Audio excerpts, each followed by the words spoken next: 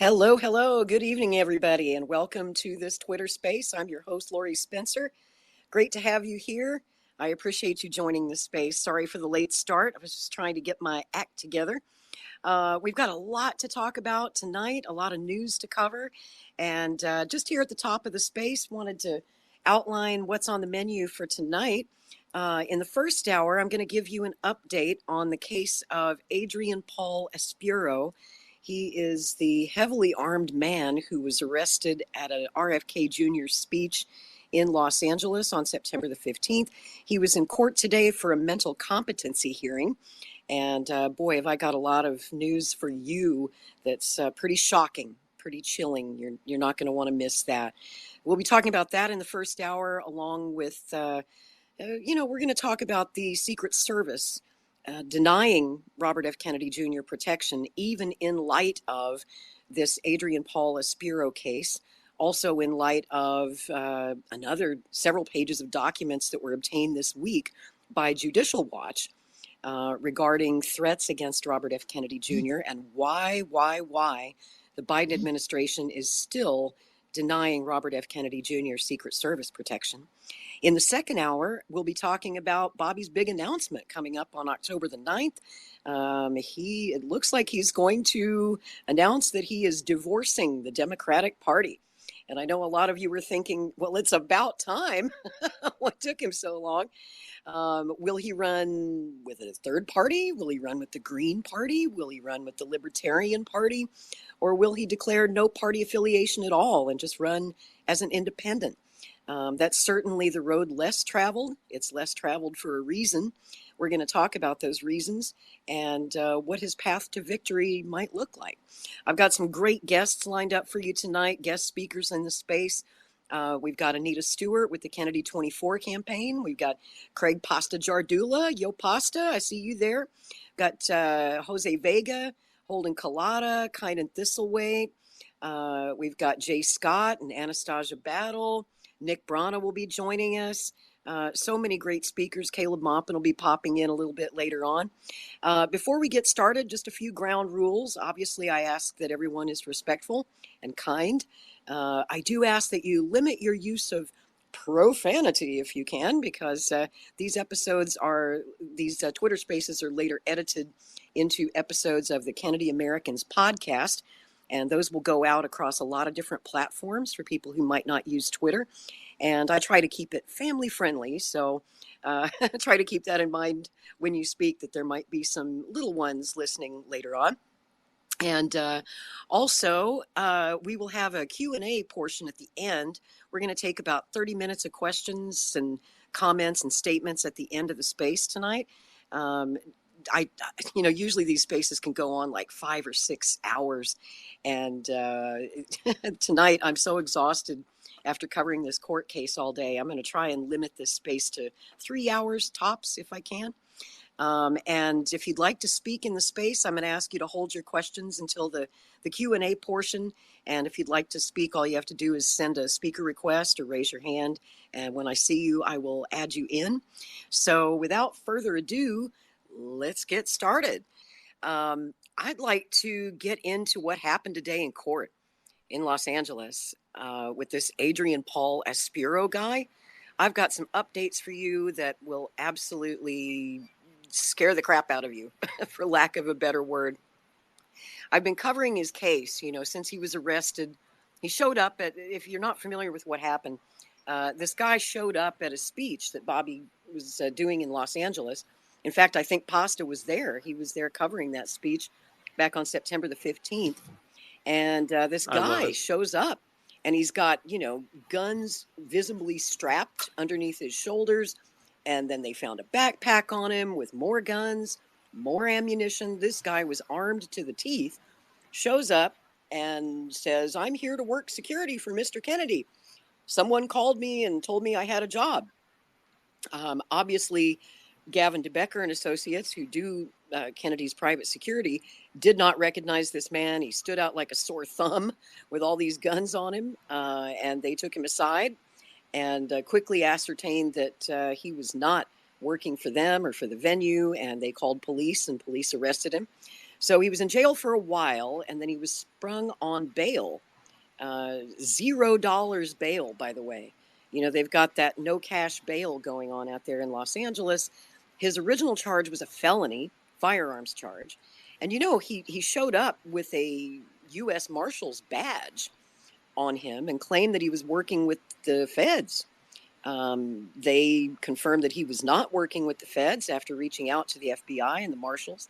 And so, interestingly enough, though, they have not charged him yet with any federal crimes, which I find very interesting.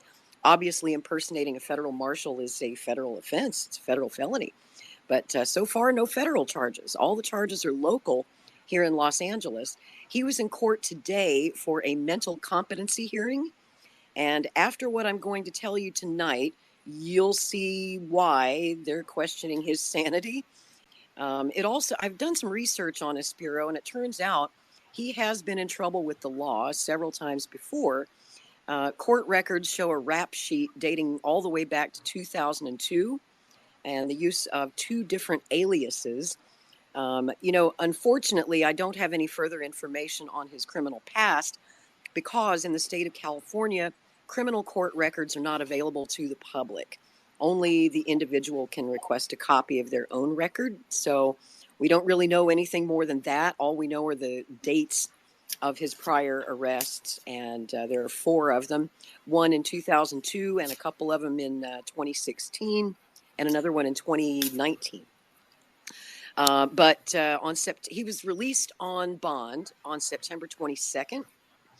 Then on September the 25th, the Los Angeles Police Department filed for a temporary restraining order citing gun violence concerns, and it was granted by a judge. So pending his trial, Adrian Paul Aispuro is not allowed to own or possess any weapons pending trial. That TRO is going to expire. It's only temporary.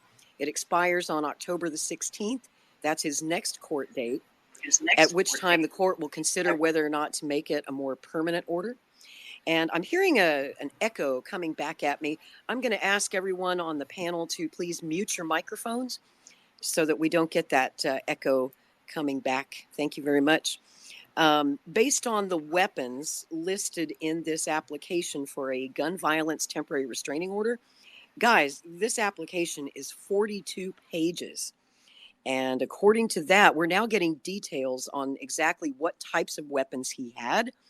This man was very well armed. He had a .45 caliber pistol on him, also a 9 millimeter. Those were the 2 firearms on him at the time in holsters. Also, they found 2 rifles and a 12 caliber shotgun in his home, and I'll give you more details on that. Detective Douglas Beard of the Los Angeles Police Department, he made a 38-page declaration in support of this temporary restraining order. And in this declaration, he gives us a lot of really chilling details of Adrian Aispiro's actions at that September 15th RFK Jr. event in LA.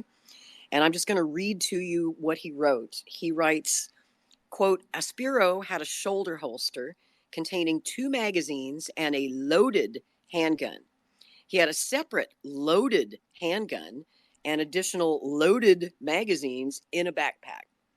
Now, although I need to clear this up because there's been some misinformation out there, in the media and even the Kennedy campaign previously reported that Adrian Aispuro also had several knives in his backpack, but Detective Beard makes no mention of any knives in his report. He mentions only the loaded guns and the magazines.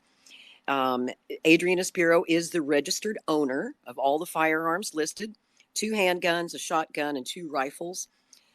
Adrian Aispuro had what appeared to be a U.S. Marshal's badge hanging around his neck, a separate exposed badge on the right side of his belt, which was later identified as a New York Department of Health paramedics badge, and a work name tag with his photo clipped to the left side of his belt, and that was later identified as a Kaiser Permanente Woodland Hills technician emergency services tag. Now the story takes a darker turn. According to Detective Beard, He says, quote, "The responding officers approached the respondent, who spontaneously removed 2 wallets and handed them to one of the officers. The thinner bifold wallet contained his driver's license, California license, and the other section of the wallet was embossed with United States Marshal Service family member with a small U.S. Marshal's pin underneath it. The officers asked Aispuro if he was employed with the U.S. Marshals Service, and he responded, I'm actually with the Marshals." That's the quote. The officers asked Aispuro why he had a U.S. Marshal's badge around his neck and also a New York Department of Health badge on his person. Aispuro acknowledged these badges and said, "I was told to come here." The officers asked him who told him to come, and Aispuro responded, "By the Q operation, homie. The Q operation." When the officers inquired about this, Aispuro stated, "If I'm wasting my time, then I'll just leave." The officers told him he was not free to leave, to which he responded, "I'm not employed by the Marshals. I'm working with the U.S. Marshals." The officers asked him if he knew what event was being held at this location, and he responded, "Robert F. Kennedy is here. I was told to come down here. Listen, man, I work undercover." The officers inquired whether he had any documentation indicating that he was hired for this event. Aispuro stated, quote, "I wasn't hired for anything. I was told to come here." The officers asked him if he had any kind of law enforcement credentials, to which he responded, quote, "I am secret space program, okay?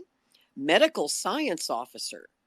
I guess you can call it the ICC, the Interplanetary Corporate Conglomerate, the Military Industrial Complex," unquote.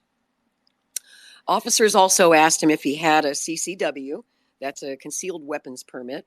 He said he did not. Officers asked him if he had a Bureau of Security and Investigative Services card, which would permit him to work security, or a security guard's open carry permit, which would allow him to work security in an armed capacity. He said that he did not.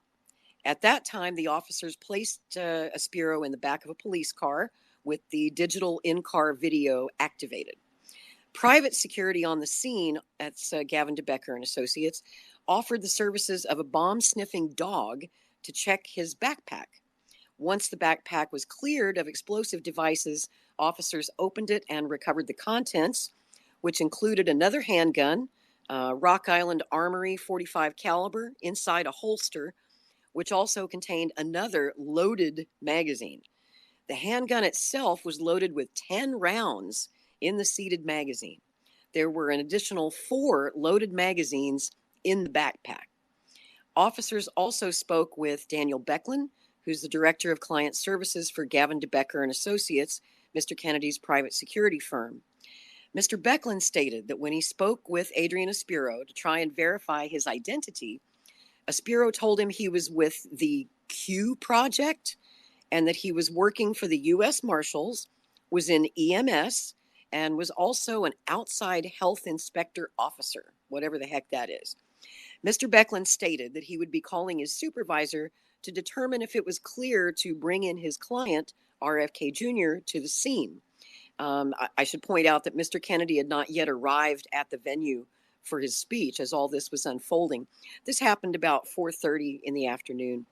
The cops transported both Adrian and his brother, Raymond Aispuro, to the Wilshire station as part of their investigation for having a concealed firearm, as well as for impersonating a federal agent. Now, Detective Jacinto of the Wilshire station consulted with the U.S. Marshals and the FBI.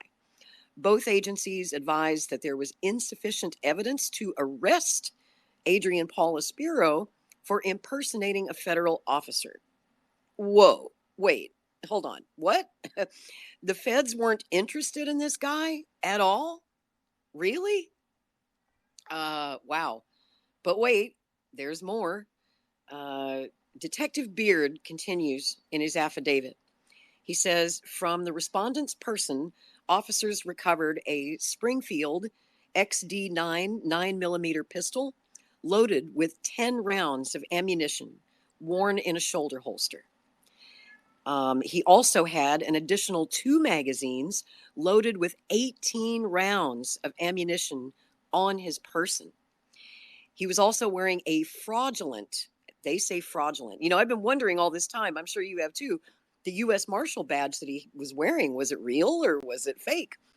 They say it's fake. They say it was a fraudulent U.S. Marshal's badge that he was wearing around his neck, and also a New York State Health Department badge clipped to his right side belt, carrying a bifold wallet embossed with U.S. Marshals Service family member and a small Marshal's badge. From the backpack at the respondent's feet, officers recovered, among other items, the .45 semi-automatic handgun, fitted with a mounted laser and loaded with 8 rounds in its magazine, an additional 4 magazines loaded with multiple rounds of ammunition, and a City of Los Angeles EMS paramedics badge.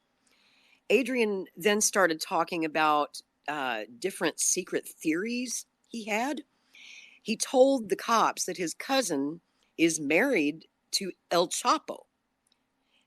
You may have seen media reports, I'm sure you did, that El Chapo's wife was released from prison where she'd been serving a sentence that week. In fact, I think she was released just a couple of days before this event in Los Angeles.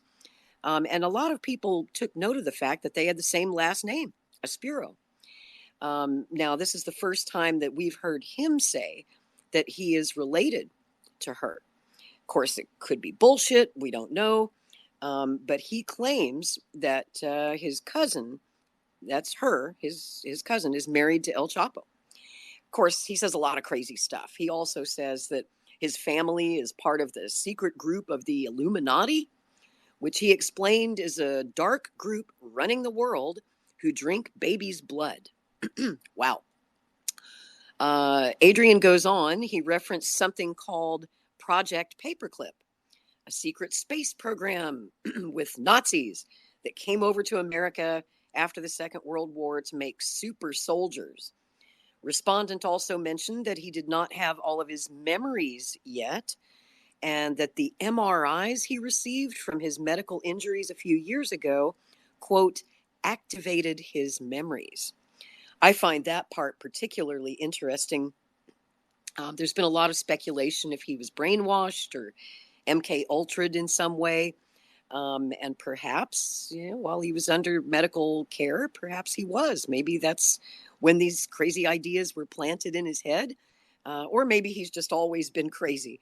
But it sounds like he went down this QAnon rabbit hole a few years ago after, he claims, having some MRIs done. Now, I'll continue reading from Detective Beard's statement.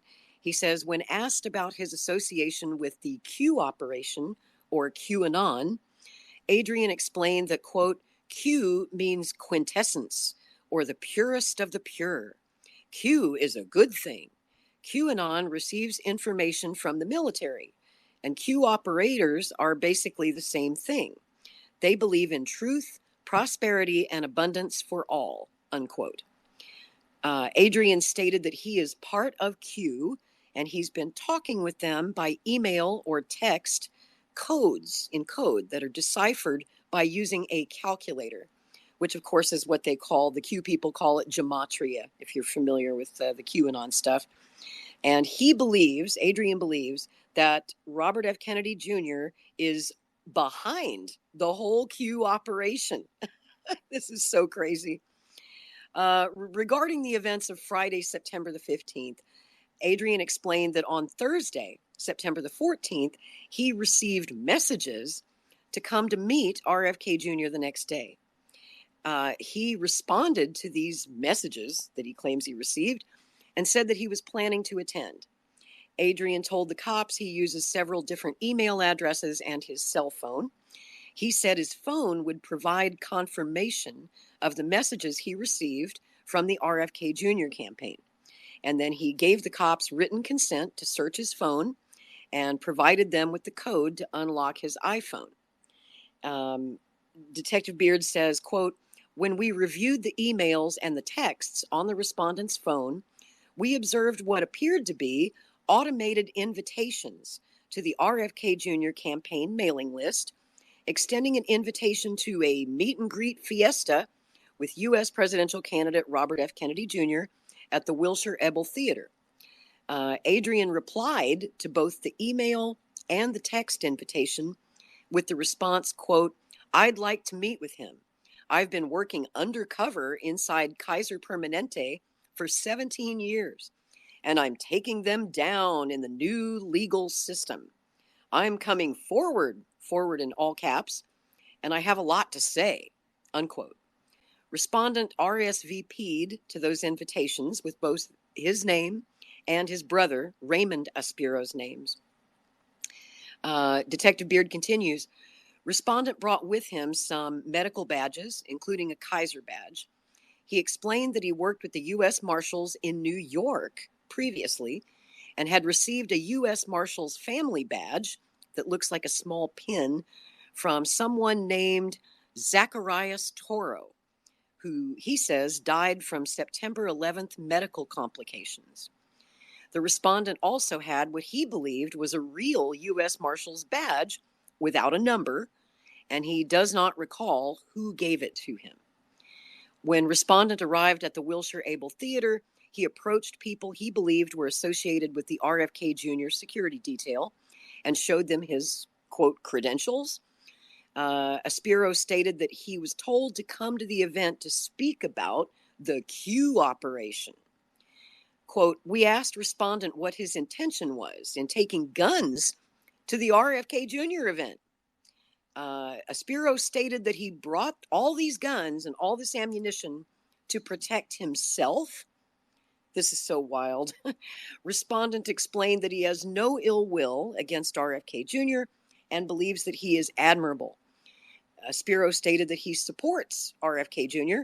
and he was not there to kill anyone. I'll let you decide for yourself whether or not that one is true. Aispuro stated that he owns several firearms, including an AR-15 style rifle that he built, a .338 bolt-action rifle, a shotgun, and an old Russian World War II rifle. On September 18th, 2023, Detective Beard authorized a search warrant to seize any additional firearms and additional evidence related to this investigation. The search warrant was reviewed and signed by Superior Court Judge C.J. Pratt. Upon execution of the warrant, investigators recovered a shotgun and 3 rifles from his home, numerous rounds of ammunition, rifle magazines, and a U.S. Marshal's badge from his residence.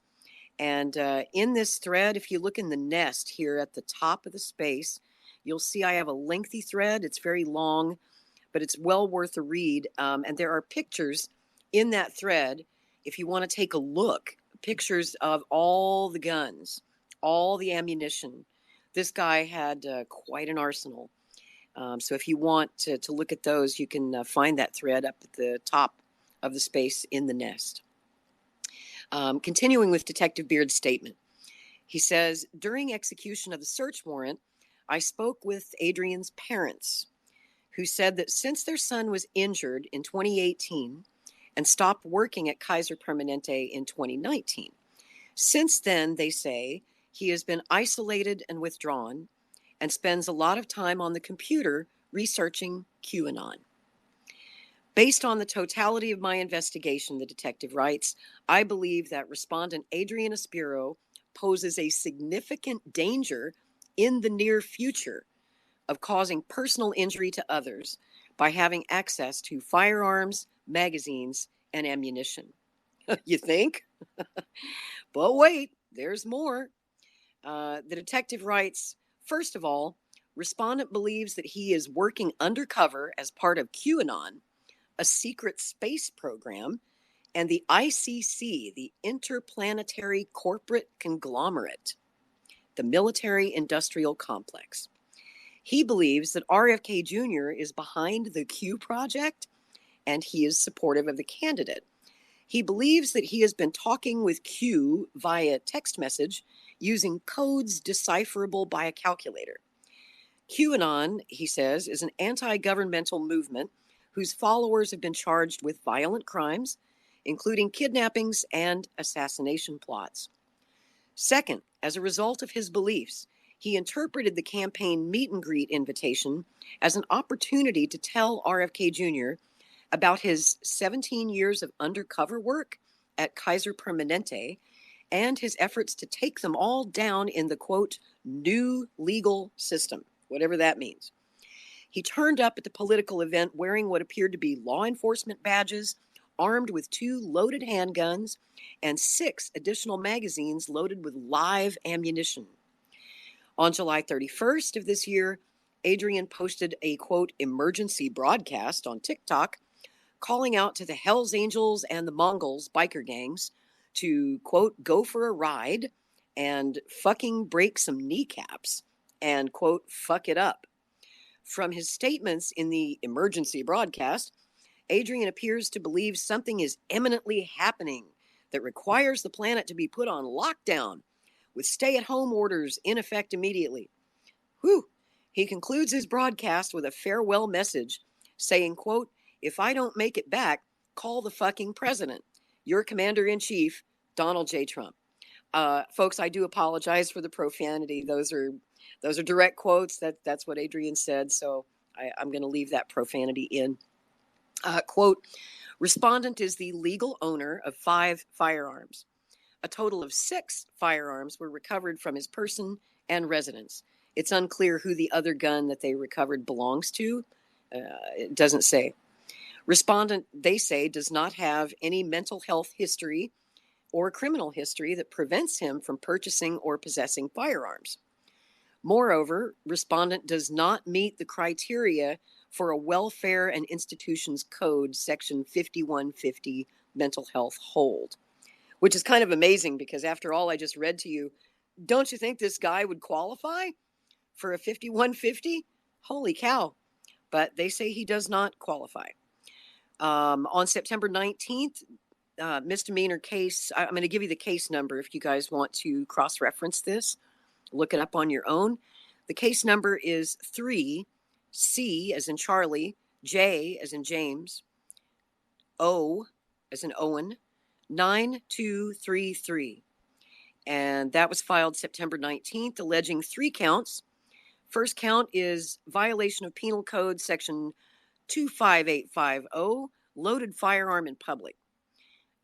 Also, a violation of Penal Code Section 25400, concealed firearm on a person, and a violation of Penal Code Section 538D, as in dog, fraudulently impersonating a peace officer. Quote, the same day the case was called in Department 40 of the Clara Shortridge Foltz Criminal Justice Center, defense counsel for Aispuro declared a doubt per Penal Code Section 1368. Criminal proceedings were adjourned, and the respondent was certified to the Mental Health Division for an examination regarding his mental competency.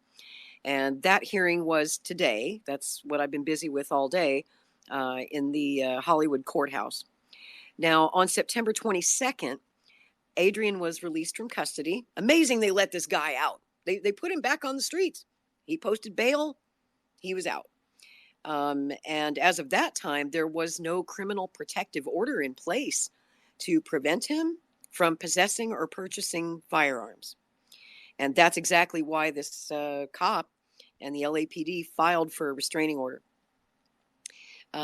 Detective Beard says, I have checked departmental resources, and I am not aware of any civil restraining order filed by or on behalf of Robert F. Kennedy Jr.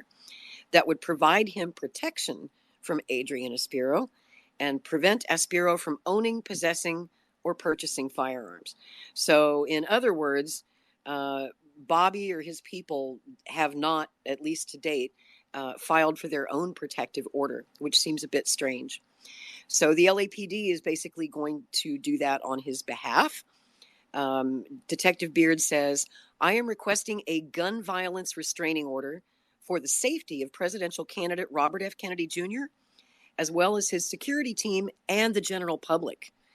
Attached here, too, as Exhibit 1, are true and correct still shots from Wilshire Officer Rodriguez's body-worn cam, his video, depicting Adrian outside the Wilshire Ebell Theatre on September 15th, 2023. Attached here, too, as Exhibit 2, is a true and correct copy of a photograph of all the firearms, magazines, ammunition, and law enforcement badges recovered from respondent's person at the RFK Jr. event on September 15th, 2023. So that's basically the heart of the matter. Sorry that took a while to get through it all, but if you're interested to learn more, please do look at that thread that's posted at the top in the nest, and you'll see photos of all the guns, all the ammunition. It's pretty chilling. You'll also see his fake marshal's badge for the U.S. Marshals. You'll see his paramedics badges and copies of the text messages that he claims he exchanged with the campaign. And if Anita can hear me, I hope Anita can hear me and can speak now. Anita, would you unmute your mic? Because I wanted to ask you a question. Are you there, Anita? I'm here. I'm here. The text messages that Adrian claims he received, aren't those just like the typical text messages that the campaign sends out whenever Bobby has an appearance somewhere? I think they're automated. Is that right? I'm not sure if they're automated. I know that every time I get a text message, it has somebody's name on it. And I've been able to confirm with a lot of them that it actually goes back to an actual, employee of the campaign, and that they are writing these out and sending them out. Sometimes there's videos attached. But yeah, if you sign up, I can't remember the number, but there was like a 5-digit number. If you wanted these text messages, you could sign up under that number. When I find that number, I can post it in a, I don't want to say tweet. I guess, what do I say now? X? X, I guess. I don't know what we're supposed to call it. I guess I'll just put the number in an X. But in any case, it's I get them on my phone. It's pretty standard operating procedure for all of us that are connected to the campaign. We want to see these messages because a lot of times they're connected to a video or a little piece of information that we can share with others. Right. Yeah, I get those every day from the campaign. And of course, I realize there's probably not a human being behind that message, but in Adrian's twisted mind, he thought that was RFK Jr. himself texting him, I guess, or someone from Kennedy's team. So he thought he was talking to a real person and that this was a personal invitation. And then he responded, and you can see in that thread, you'll see his responses. I mean, he thought he was talking to somebody. And I guess he also responded to the automated emails that the campaign sends out from time to time. I think someone responded back and said, "Great, thanks for the RSVP. We'll see you there tomorrow." And that's all it was. I mean, anybody here in the space who's ever attended an RFK Jr. event, you know the drill. I mean, you have to RSVP, and then they get back to you with a confirmation. But, that's not exactly the way that Adrian was interpreting things. I was just curious to get your thoughts on it, Anita. What do you feel about all of that I just reported?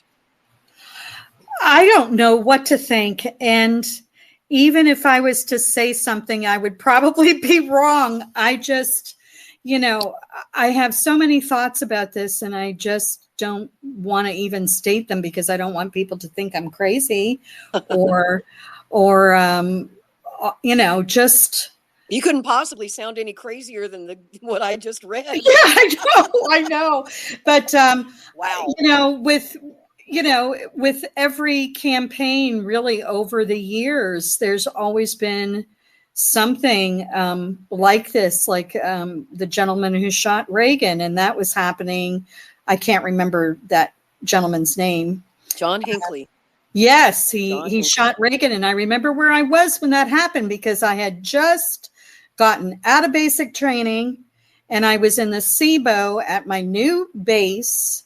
because I had traveled the day before and it came over the radio. And that was how I heard about it. So, that's a day I'll never forget. Yeah, these things have happened before, but I do, I'm definitely thinking, security needs to be provided, and I'm not understanding why that's not occurring. So, me neither. I mean, kudos to Gavin DeBecker and Associates. They did an amazing job that day. They might have saved Bobby's life. They might have saved countless lives of just innocent people who were there to watch the speech. There were lots of people outside that time of day, outside the venue, kind of milling around, waiting to get in. Fortunately, Bobby was not there yet when all of this happened, and I'm so glad he wasn't. I'm afraid of what this guy might have done had he actually seen Kennedy, had he got Kennedy in his sights. I don't even want to think about what could have happened. But thank so much to Gavin DeBecker and Associates for being on the job that day, and they did so well. And I wanted to bring in Craig Pasta because you were there, right? You were there at that event. Yes, I was. Can you tell me a little bit about what you observed? I know you weren't there when this trouble occurred, right? Well, it's kind of interesting because that particular day I did feel towards the end of the night or second half of the night that a lot of the security was on edge. I learned the very next day of what happened, or later that night what happened. In fact, I was in line at the very end of the line to go up and, shake Mr. Kennedy's hand, and people were taking a picture. I thought I'd just introduce myself. And then somebody asked me if I could step out to the lobby and take a picture with them, and I did. I was being really nice, went outside, took a picture in the lobby. The person's mother was there, and I went back to go get in line, and the security wouldn't let me jump back in line. And I just thought they were a little bit on edge that day. I didn't understand exactly why. Even towards the end of the night when I was kind of hanging out, when they're going to take questions and you kind of like just lurch around that area so you can be the first to jump on the microphone and get your question. I was trying to pull one of those moves, and the usher and another security guard made me go take a seat. So I can just say that this much, that they were very on edge that night. I was a little ticked off, but then when I had heard it happen, I kind of just said, okay, let me just kind of calm on down and understand what had taken place that night, and just accept the way the security was working and handling things, because they were definitely on edge at the end of the night. I can only imagine. And when did you find out what actually did occur about this whole thing? A couple hours later that night, somebody had posted it up, and that's when I said, oh, that's why they were so, ticky-tacky that night, making us take seats, and, wouldn't let me get back in line. Like I said, they were very on edge, and, understandably so. So I did find out later that night, but that's why, they were a little uptight that night, and now we know why. And of course, they know you. I mean, you've covered so many events. You're kind of a regular following the campaign, so they know that you're not there to hurt Mr. Kennedy. But that just goes to show you how they weren't taking any chances that night.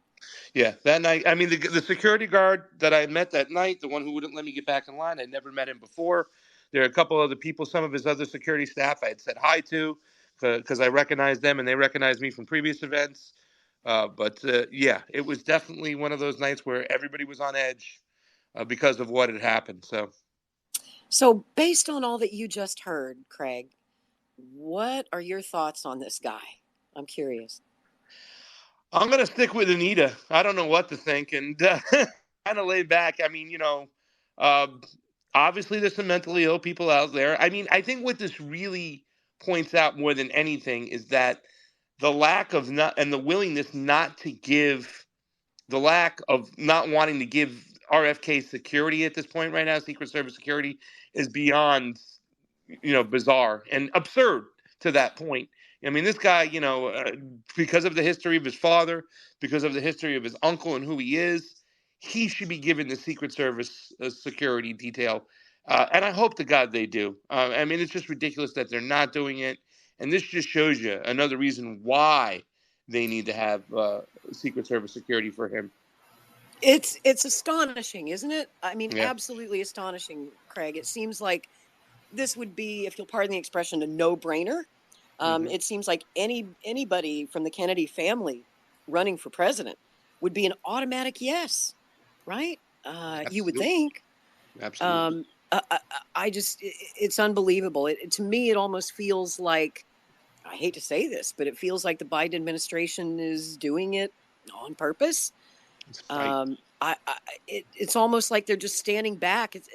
They're called the Biden crime family for a reason. It has that kind of mobster feel, like, like we're just going to stand aside, and if somebody wants to kill him, we couldn't do anything about it. I don't know what to make of it. Speaking of which, speaking of the Secret Service, if you look up in the Nest, guys, I just posted another link to documents obtained this week by Judicial Watch. Thank you, Tom Fitton, under a Freedom of Information Act request. They got an 11-page protective intelligence and assessment report from the Secret Service. And on top of everything you've just heard about Adrian Paul Aispuro, there are also a lot of other threats that are documented against Kennedy. When he first applied for Secret Service protection was back in May, I believe, shortly after he announced his run. Even then, even that early in the campaign, they submitted a 67-page document to the Secret Service of documented threats against Kennedy. 67 pages. And I'm just going to give you a few highlights, excerpts of some of the threats that Kennedy has received. One of these says that a known subject mailed a nonsensical letter to the hotel where Kennedy held his presidential campaign announcement. That was, I think, the Park Plaza in Boston back on April 19th, and warned in this letter that a, quote, madman may commit a serious terrorist act, and wanted to discuss his sins with Kennedy. And apparently this guy is known to the Secret Service, has been known to the Secret Service since March of this year, after he sent a similar nonsensical letter to President Biden with similar rhetoric. And the U.S. Secret Service has that guy on their radar. There's another one, a known subject, they say, who sent numerous packages, including gifts and a wedding band, to Mr. Kennedy. A woman stating that she loves Mr. Kennedy and expressed anger about being kept away from him. Woo. Another known subject regularly sends materials to Mr. Kennedy's home, his residence. One of these letters contained a 32-page manifesto in which the person made nonsensical religious references and described himself as, quote, a commissioned messenger of God. Oh, boy. A known subject, here's another one, regularly sends threatening emails stating that he will, quote, bury Kennedy, quote, everyone will die, and that he will make Kennedy, quote, suffer. Another subject sent inappropriate communications to Mr. Kennedy. The subject believed that Kennedy was spying on him, paying people to follow him, and was responsible for vandalism against him. The subject stated, quote, your behavior has completely freaked me out. Focus on your damn campaign and leave me the hell alone. So that's just a sample, folks, just a sample of the absolute craziness that Mr. Kennedy is unfortunately dealing with. It's got to be difficult being a Kennedy. Bobby and his whole family, all of his siblings, they've been targets all their lives since they were children. Back when his father, Robert Kennedy Sr., was prosecuting the mob, there were constant death threats and threats against their home in Hickory Hill. Bobby writes in his book, his sort of autobiography he put out a few years ago, he talks about how these mob guys were always kind of casing the joint. They would see them driving down their street, watching the kids play out in the yard of Hickory Hill, and how frightening that was for them. But of course, all their lives, they never had Secret Service protection because Robert F. Kennedy obviously didn't make it to the White House, and he didn't qualify for Secret Service protection. In fact, there was no Secret Service protection for presidential candidates until after 1968. And the reason that presidential candidates today get Secret Service protection is unfortunately because of the assassination of Senator Kennedy in 1968. The day after he was assassinated on June 6th, President Johnson, Lyndon Johnson, basically issued an executive order stating that all presidential candidates would receive Secret Service protection. That was later codified into law by Congress. So that's the reason why candidates are now entitled to protection. But prior to 1968, they were not. Now, John F. Kennedy's children, John F. Kennedy Jr. and Caroline Kennedy, as children, of course, they qualified for Secret Service protection, and they did receive it until they were 18 years old. And then after that, you're kind of on your own. Once you turn 18, you don't qualify for the Secret Service protection anymore. And, the Secret Service is still playing games. As we all know, Dennis Kucinich, campaign manager, has once again, after this Adrian Paul incident in Los Angeles last month, he wrote yet another letter, this time directly to President Biden, like pleading, please give this guy Secret Service protection. And in return, apparently he has received only silence.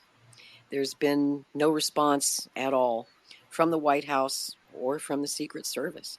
I see that my friend Jose Vega has his hand up. I'm going to add you to the speakers panel. Jose, would you like to chime in on this? Yeah. Hi, can you hear me okay? Yeah, I can hear you good. Hi, Jose. Great. First of all, thank you for having me on this panel, and also thank you for filling me in on everything that's been going on in terms of that lone gunman guy who might have done something completely tragic on that day. I appreciate being kept up to date on it. And I also would like to, know that the theme of our discussion here is Robert F. Kennedy Jr. declaring his independence. I think the threats are only going to continue to ramp up because, as you know, Lori, that Kennedy was killed 2 months after he spoke at the JFK was in 1963, gave an amazing speech at the UN saying that we can actually have peace in all nations, and that they can do it through mutual collaboration in space. This was a direct proposal he made to the Soviets, right? Basically, we can end the Cold War right here and now if we work together in the pursuit of space. And then he was shot 2 months later. And this is a pattern that we've seen, that people who lead the path towards peace and are actually going to get it, then they end up getting shot. And that's where that's kind of where the danger is, right? The more of a peacenik you are, the more of a chance you are to get shot. And sad but true. What we're seeing now with Bobby Kennedy declaring his independence and deciding, you know what, I'm going to abandon the party structure, he might actually be able to pull it off. And that is very scary because it'll mark the end of this Frankenstein two-party system, which is already dead. But should Kennedy even get 40% of the vote, it will mark the real death of the two-party system. And you have to see now, I think Kennedy is doing stuff even more dangerous. He put out a tweet today, I think, where he said, hey, China, let's do it differently. Let's have peace talks. Let's have multilateral cooperation. Let's have mutual disarmament that can benefit all civilians, all citizens of all countries, right? That kind of talk in an environment where both parties are ready to go at the neck of China, at the throat of China, he's putting a really big target on his back. And I'm sure he's aware of this, because I know that's a bit of a change in him where he was saying, well, we don't need to go to war with China over Taiwan, but they're still our competitor. I mean, this is a very big transformation where he went from that to, no, we need to have multilateral peace and disarmament. That is not strategic ambiguity. And I bring that up in this context, too, not to bring myself into this, but I was just in China. And I know that those people over there have no ill will towards the people. They separate the government from people. And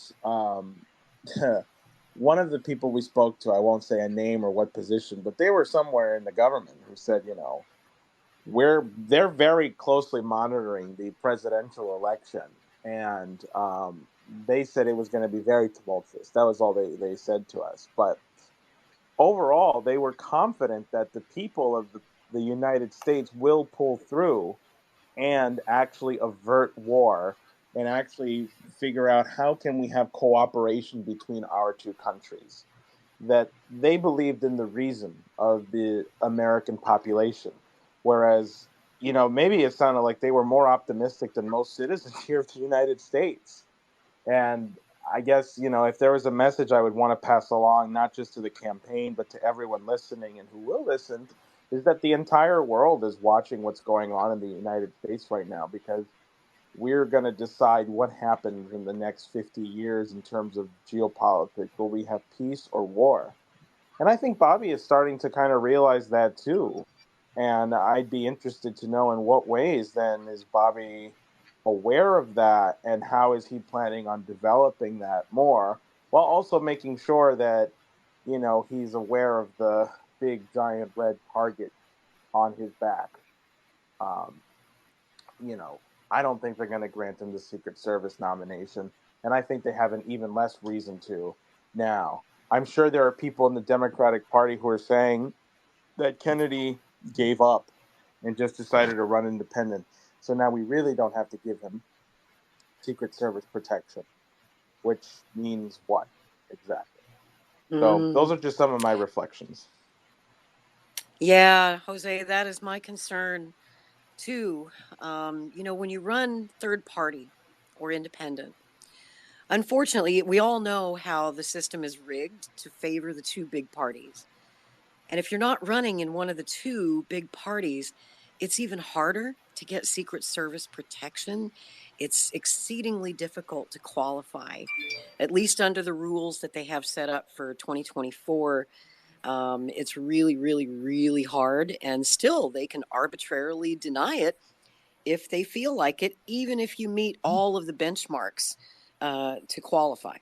So that's one of my big concerns about him running independent. I see that Jay Scott, my friend Jay Scott, has his hand up. You want to chime in, Jay, with your thoughts?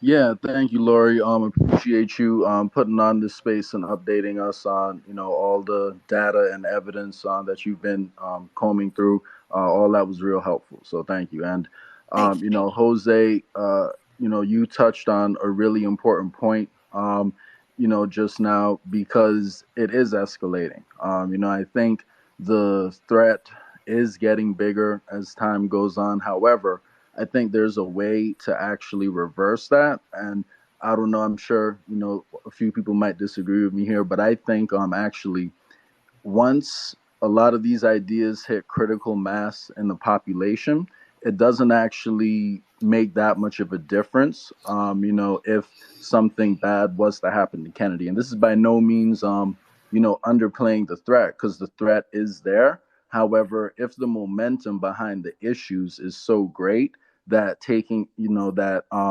hurting one person wouldn't actually stop the momentum of what's happening behind it, I think that actually protects the person, more. So the best thing we could do for the campaign is recognize that, in order for Kennedy to be, effective, I think there has to be a stronger grassroots movement of people, who were kind of in an anti-war,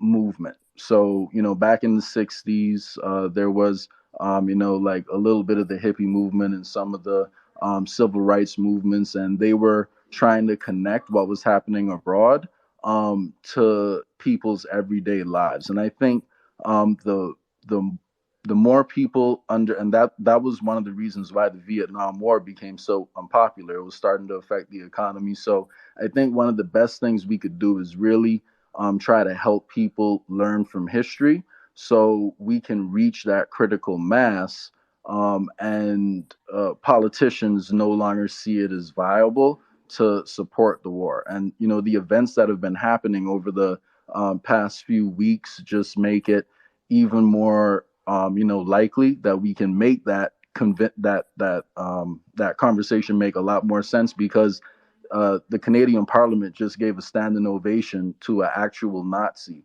after calling everyone who disagrees with them a Nazi for the past couple years. So I think that was a moment where people might be starting to realize that, something is up. So I think, like I said, not to beat a dead horse, but the stronger the movement is actually behind the issues that Kennedy is talking about, the more it actually protects him. So I think, we should all be doing what we can to really learn the issues of his campaign, and really, educating people about some of the solutions. So we have, it's not just, generating excitement for the campaign, but it's also making it easier for Kennedy to get his agenda done once he's in office, because there will already be excitement around a lot of the issues he's talking about. So, if we can just work on getting critical mass and educating people, and, not necessarily, like stirring up civil unrest, but they have to feel pressure. They have to feel like if they don't act and if they don't do the things that the middle class is asking for, then, their whole system might fall apart. Their system depends on us taking part in the show that they're putting on. So, that's just my opinion, but just wanted to share that. Absolutely, absolutely. And if you guys aren't familiar with Jay Scott, you should be. He does a great podcast called the Jay Scott Ascension. He's one of our most active campaign volunteers on the Kennedy 24 campaign. And I understand Jay's also working on a song, a music video. You want to tell us a little bit about that, Jay? Thank you, Lori. Appreciate it. Well, it's still being mastered, so it's not dropping yet, but I am making a song that's actually talking about opting out of the duopoly, so kind of exiting the two-party system and trying to get people to actually start focusing in on the issues a little bit more.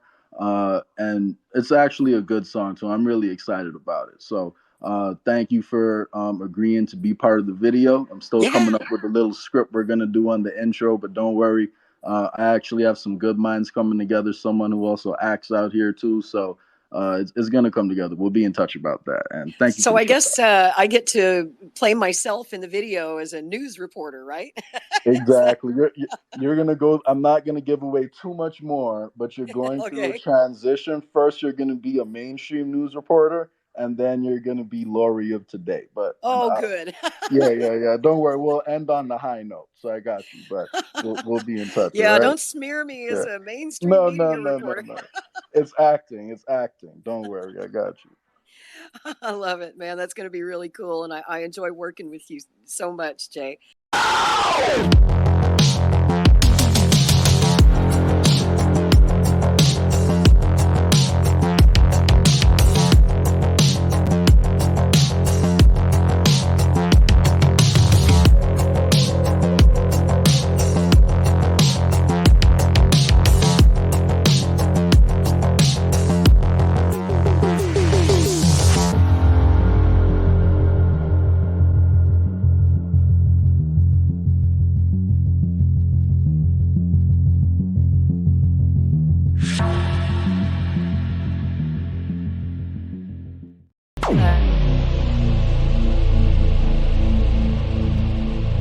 This has been a Maverick Multimedia production.